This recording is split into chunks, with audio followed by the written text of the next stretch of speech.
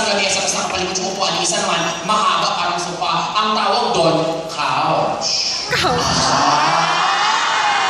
Minsan nga, nag-Starbucks ako, te. Nakita ko, ate, ay, si Couch Jaworski. Nakakalong yun. Ay, pasensya na. At least ako, mga domesticated na roles ng babae ang aking ginagawa. Wow, domesticated. Yes, nagpupunta ako sa mga groceries, ganon.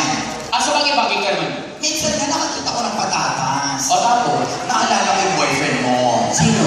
Basta. Patatas. Patatas. Huwag kang ganyan, te. Huwag kang ganyan, te. Sino? Meme! Sandali lang. Sarah Meme, punyeto kayo. Sarah Meme yun. Kasi meme ka ng meme, memes yun.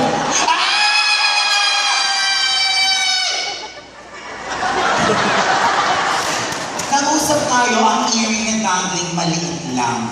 Hindi siya believe. Baka sabihin naman ng mga bata, masyado ka naman nagmamalo, boastful.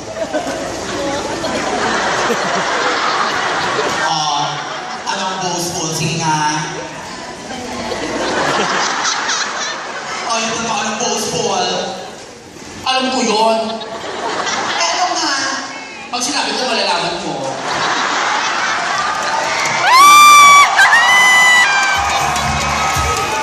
Malamang ako nagtano, alam ko yun, ang boastful. Kaya ako tayong dalawa lang nakakaalam. Ano natin sabihin sa kanila? Tapos, pinagmamayabang mo, honor student ka sa Of course, honor ako from grade 1 to grade 6 hanggang high school, college. Yung dire-diretso, consequence. Ganun sa akin, consequence. Kung kanina magkapag-chumbote siya yung honor, consequence na yun. Yung iba man truth eh. So, honor student ka talaga? Talaga from elementary sa high school. Honor student ay magaling sa mga subject. Ay, of course, kapag honor student, dapat magaling ka sa lahat ng subject. Subjects. Hindi mo narinig sabi ko sa lahat ng subject. Ay, bakit lahat? Ano ba yung lahat? Marami. Plural yun.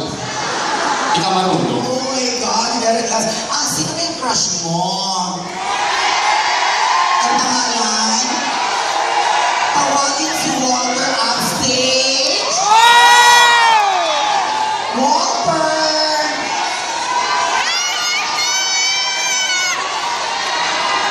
Walter! Kasi si Walter! Ay, si Lester din. Crush ko rin sa monumento kasi si Lester.